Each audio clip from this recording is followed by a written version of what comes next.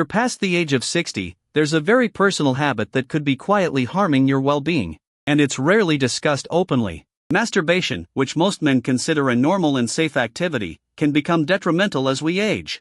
It's not the act itself that's the problem, but rather how our bodies respond as we get older. What felt fine in your 30s or 40s might now be gradually affecting your prostate, weakening your erections, and sapping your energy in subtle ways. I'm Dr. Harold Grant, and I've dedicated my career to urology and men's health, with over 30 years of experience caring for men as they age. I've spent decades guiding men in maintaining their vitality, overcoming sexual challenges, and preserving their quality of life well into their retirement years. And I've witnessed the consequences when these private habits are left unexamined. Many men assume that if something feels pleasurable, it must be harmless. But here's the truth. The risk isn't in the act of masturbation itself. It's in how you're approaching it. Certain techniques, frequencies, and even the triggers you use can lead to long-term problems that may not show symptoms until it's too late. In this video, I'm going to reveal the 4 most common and dangerous mistakes men over 60 make when masturbating and how you can avoid them. And the 4th mistake is one that even your own doctor probably hasn't mentioned.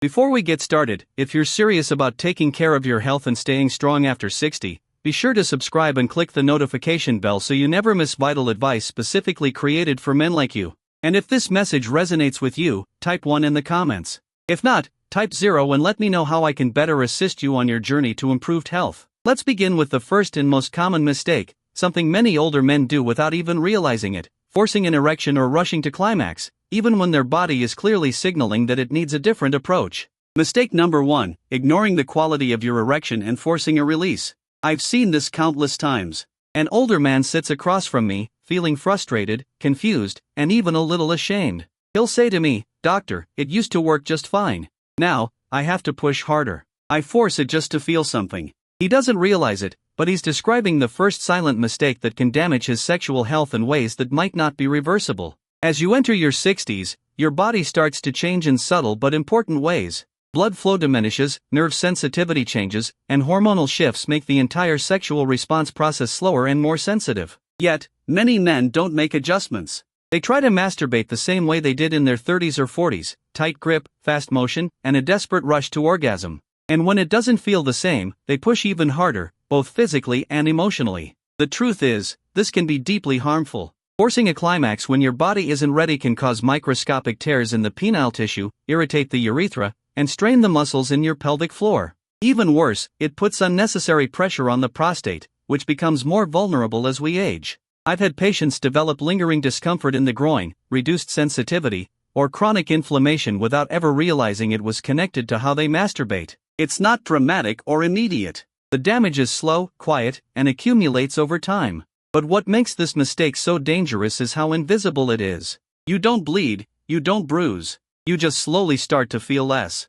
arousal, less sensation, less confidence, and so you push harder again and again until your body can't keep up. That's when deeper problems begin to surface, like erectile dysfunction, prostate enlargement, or even urinary problems that disrupt your sleep and your independence. If any of this sounds familiar, please know this: it's not your fault, and you're not alone. Most men were never taught that after 60, sexual activity needs to be approached with care, with presence, and with respect for the body's new rhythm. You're not doing it wrong. You just need to do it differently. Instead of forcing your body to respond, learn to listen to it. Use slower, more intentional movements. Focus on the sensations, not just the release. Allow arousal to build naturally without pressure. And above all, treat your body not as a machine to fix, but as a part of yourself to understand. Because when you finally stop pushing and start paying attention, everything begins to change.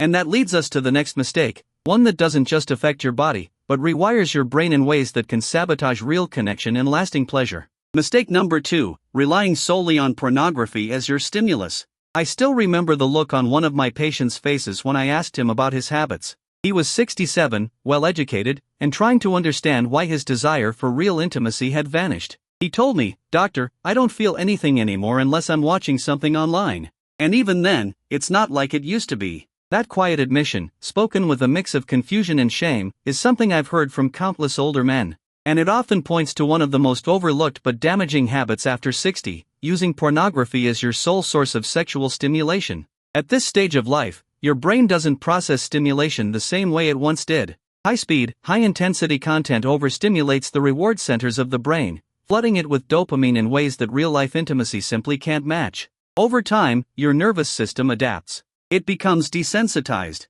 What used to bring you pleasure now feels dull. What used to excite you now barely gets a response. You start chasing more extreme content, longer sessions, more frequent use, and all the while, your brain's natural ability to enjoy touch, connection, and arousal begins to fade. This isn't about morality. It's about biology. The overuse of pornography at an older age silently chips away at your sexual vitality. It rewires your reward system, making it harder to respond to your partner, harder to find satisfaction in physical touch, and harder to feel that sense of closeness that real intimacy provides. You may start feeling more isolated, emotionally disconnected, even depressed, and not understand why. The deeper harm is emotional as much as physical. I've had men in tears telling me they no longer feel like themselves. They miss the days when desire came naturally, when they could enjoy a moment of closeness without needing a screen. The saddest part is many of them never knew that this habit, done in private, could have such public consequences in their relationships, their confidence, and their overall well-being. But it's not too late to change. Your brain is incredibly adaptable, even after 60. With time and intention, you can retrain your mind to respond to real-world connection. Start by reducing screen use, using memory, fantasy, or even reading to reawaken your inner world. You'll be amazed at how much life returns when you stop numbing it. And as we look deeper, there's another mistake that's just as quiet but even more physically draining. In fact, it might be the very reason some men wake up exhausted, lose interest in life, and can't figure out why their energy keeps fading. Mistake number 3, masturbating too frequently for your age and energy levels. He sat quietly for a moment before finally asking, "Is it possible I'm doing it too often?" He was 71, in decent health, but constantly tired, irritable, and unable to focus. His sleep had worsened, and his motivation to do the things he once enjoyed, gardening, biking, even socializing, was fading. He thought it might be age, but after digging deeper, we discovered something else. He was masturbating almost daily, sometimes more than once a day, thinking it was helping him relax. In truth, it was silently draining him. There's an idea many men carry through life, that ejaculation is always healthy, always a release. And while that might have been mostly true in your 30s or 40s, your body after 60 plays by different rules. Your hormonal recovery slows down. Your nervous system takes longer to reset. And your energy, once easily replenished, becomes a more precious resource. Frequent ejaculation, especially when you're tired, bored, or stressed, doesn't calm the body. It depletes it, and the cost adds up. What's most dangerous is how quietly this mistake unfolds. You don't notice it after one time or even 5, but over weeks or months, you might start waking up groggy. Your drive fades, your mood drops, and you chalk it up to aging. In reality, your body is signaling that it needs to conserve more, not expend more. Masturbating too often when your system is already taxed can lead to dips in testosterone, disrupted sleep cycles, and even strain on your prostate, contributing to urinary urgency and nighttime awakenings. I'm not saying you need to stop altogether. In fact, some level of sexual expression is healthy at any age, but it must be aligned with your body's current rhythm. Where once you could bounce back in hours, now you may need days. The key is listening, not pushing. For some, cutting back to once or twice a week brings a noticeable boost in energy, clarity, and emotional balance. Others explore forms of stimulation that don't always end in ejaculation, giving them connection without depletion. When you stop treating your body like a machine and start treating it like a wise, responsive partner, everything shifts. You regain strength, not by doing more, but by doing less with more care. But if this mistake drains your body, the next one targets something even more vulnerable, your prostate. And what most men don't realize is that how you treat this tiny gland during and after self-pleasure could shape your comfort, your bladder control, and your long-term health in ways you never expected. Mistake number 4, ignoring prostate health during self-pleasure. I'll never forget the patient who came to me with a subtle complaint. Nothing sharp or sudden, just a nagging sense of pressure after climax and a feeling like he was never fully relieved. He was 68, active, relatively healthy, but uncomfortable in a way he couldn't quite explain. At first, he didn't connect it to his solo habits. "I've always done it this way," he said. And that's exactly what made this mistake so dangerous. It was silent, familiar, and slowly wearing down one of the most sensitive parts of his body, his prostate. After 60, the prostate becomes more vulnerable. It's a small gland, but its role in male health is enormous. During masturbation, especially if done while sitting in a slouched position or applying pressure to the perineum, the prostate can become inflamed or irritated without you even realizing it. Add to that a habit of skipping urination after ejaculation, something many men overlook, and you have a perfect storm for lingering inflammation, discomfort, or even chronic prostatitis. The danger here isn't just the occasional ache, it's the buildup. Over time, this quiet strain can interfere with bladder control, causing urgency, weak flow, or more frequent nighttime trips to the bathroom. You may notice a burning sensation during urination, a heaviness in the pelvic area, or a general feeling of tension that never quite goes away. And yet, most men don't think to trace these symptoms back to how they touch themselves. They blame age, diet, or just assume it's part of getting older. But it's not. You have more control than you think. Small changes like urinating after climax to flush the urethra, adjusting your position to reduce pressure, and being more mindful of how often and how forcefully you stimulate can make a profound difference. Protecting your prostate isn't just about preventing disease. It's about preserving comfort, confidence, and control in your daily life. I've seen men in their 70s regain peace in their bodies just by learning to treat their prostate with a little more care. It doesn't require medication or radical change, just awareness and a willingness to adapt. And now that you understand how these 4 silent habits can chip away at your health, it's time to bring it all together. Because knowing the mistakes is one thing, but learning how to rebuild strength, sensitivity, and satisfaction after 60? That's where real transformation begins. Let's talk about what you can do starting today. Conclusion. If you've made it this far, I want to tell you something directly, from one man to another. You're not broken. You're not behind. And you're certainly not alone. The changes you may be noticing in your body, the slower response, the lower energy, the quiet discomfort, aren't signs of weakness. They're signals. Your body is talking to you. And for too long, we've been taught to ignore those signals, to just keep doing things the way we always have. But after 60, those same old routines can silently start working against you. You've now seen the 4 most common mistakes older men make when it comes to self-pleasure. The first, forcing a release without a strong erection, may seem like a harmless workaround, but in truth, it's a repeated insult to tissue that needs gentleness and care. The second, relying on pornography as your only source of arousal, quietly rewires your brain, dulls real-life intimacy, and steals from your deeper capacity for connection. The third, masturbating too frequently without regard for your body's energy limits, drains your system in ways that can leave you feeling weak, foggy, or emotionally flat. And the fourth, neglecting your prostate's health during and after self-pleasure, invites slow, hidden inflammation that chips away at your urinary comfort and long-term vitality. These aren't dramatic, headline-making mistakes. They don't knock on the door with pain or panic. They creep in subtly, slowly, until one day you wake up and wonder where your strength went, where your desire went, where you went. And I say this not from a place of judgment, but from deep compassion.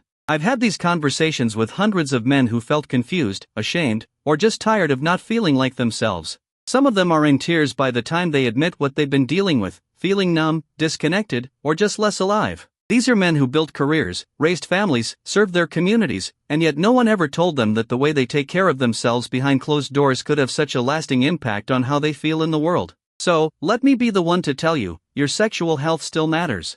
Your energy, your comfort, your ability to feel pleasure and connection, it all still matters, but it requires a new kind of attention. Not the hard-driving, fix-it-with-force kind, but the listening kind, the gentle, curious, respectful kind. You may need to relearn how to touch yourself in ways that nourish rather than deplete. You may need to experiment with slowing down, letting arousal build gradually, and allowing your body to guide the pace. You might benefit from cutting back, not out of shame, but as a gift to your nervous system. You might discover that real pleasure doesn't always come from climax, but from presence, patience, and reconnecting with yourself. This is about far more than avoiding mistakes. It's about claiming a new chapter of life that's defined not by decline, but by wisdom. You've lived through decades of pressure, performance, and pushing forward. Now your body is offering you something different, an invitation to go deeper, not harder, to understand yourself more fully, to redefine masculinity, not as strength without softness, but as strength with sensitivity. And the beautiful part is, change is possible at any age.